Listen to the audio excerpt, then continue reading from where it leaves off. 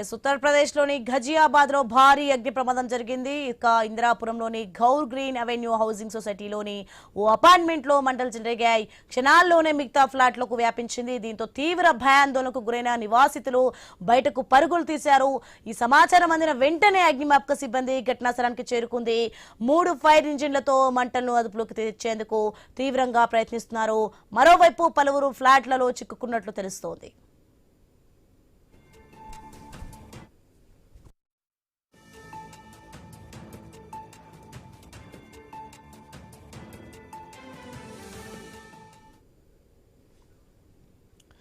Breaking news చూస్తున్నాం. మనం ఉత్తరప్రదేశ్లోని గజియాబాద్ లో భారీ అగ్ని ప్రమాద ఘటన చూస్తున్నాం. ఇక ఇందిరాపురంలోని అయితే గౌర్ గ్రీన్ అవెన్యూ హౌసింగ్ సొసైటీలోని ఓ అపార్ట్మెంట్ లో అయితే మంటలు చెల్లిన దృశ్యాలు చూడవచ్చు. ఇక క్షణాల్లోనే మిగతా ప్లాట్లకు కూడా వ్యాపించింది. దీంతో తీవ్ర భయాందోళనకు గురైన నివాసితులు వెంటనే బయటకు పరుగులు తీశారు. ఈ సమాచారం అందిన వెంటనే అగ్నిమాపక సిబ్బంది ఘటనా స్థలానికి చేరుకుంది. ఇక 3 ఫైర్ ఇంజిన్లతో అయితే మంటలను అదుపులోకి తెచ్చేందుకు తీవ్రంగా ప్రయత్నిస్తున్నారు. మరోవైపు పలువురు ఫ్లాట్లలో చిక్కుకున్నట్లు తెలుస్తోంది. ఇదే అంశానికి సంబంధించి మరింత సమాచారం మా ప్రతినిధి స్వామి అందిస్తారు. స్వామి, ఇంత భారీ అగ్ని ప్రమాదం ఎలా జరిగింది, ఏంటి? ఉత్తరప్రదేశ్ గజియాబాద్ లో ఘోర అగ్ని ప్రమాదం చోటు చేసుకుంది. ఇందిరాపురంలోని గౌర్ గ్రీన్ అవెన్యూ హౌసింగ్ సొసైటీలో బ్లాక్ డీలో జరిగినటువంటి అగ్ని ప్రమాదం వరుసగా వివిధ ప్లాట్లకు వరుసగా మంటలు వేగంగా వ్యాప్తిస్తున్నాయి.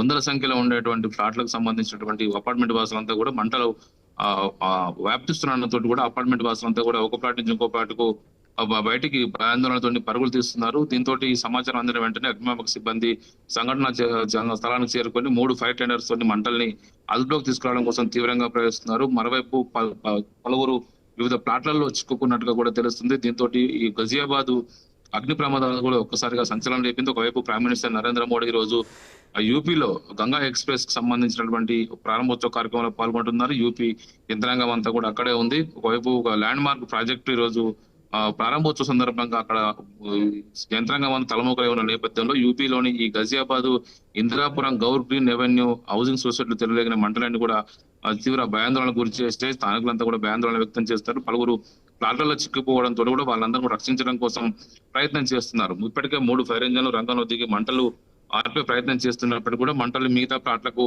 విస్తరిస్తున్నట్టుగా తెలుస్తుంది. దీంతో మరిన్ని ఫైర్ ఇంజన్లు రంగంలో దింపి మంటల్ని ఆర్పడం కోసం ప్రయత్నం చేస్తారు. ఇటు పోలీసు, ఇటు రెవెన్యూ, ఫైర్ ఇంజన్ సంబంధించిన ఫైర్ సిబ్బంది అంతా కూడా ఇప్పటికే అక్కడికి చేరుకున్నారు. పదుల సంఖ్యలో పేరంతా కూడా వందల సంఖ్యలో అక్కడికి చేరుకుని అపార్ట్మెంట్ వాసులను రక్షించే ప్రయత్నం చేస్తారు. పలువురు వివిధ ప్లాట్లలో చిక్కుకున్న వారిని సురక్షితంగా బయటకు తీసుకురావడం కోసం రెస్క్యూ ఆపరేషన్ కూడా కొనసాగిస్తున్నారు. సోని, సో ఈ ప్రమాదానికి సంబంధించి ఎవరికైనా అక్కడ చుట్టుపక్కల వరకు ప్రమాదం జరిగి ఉండొచ్చు ఏమైనా?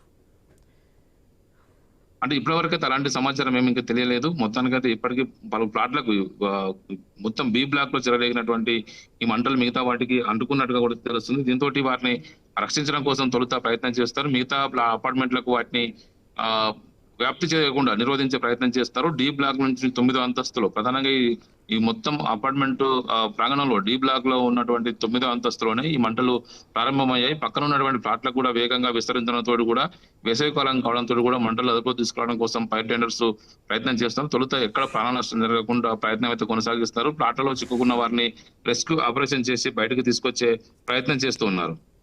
Right, thanks for the information Swamy.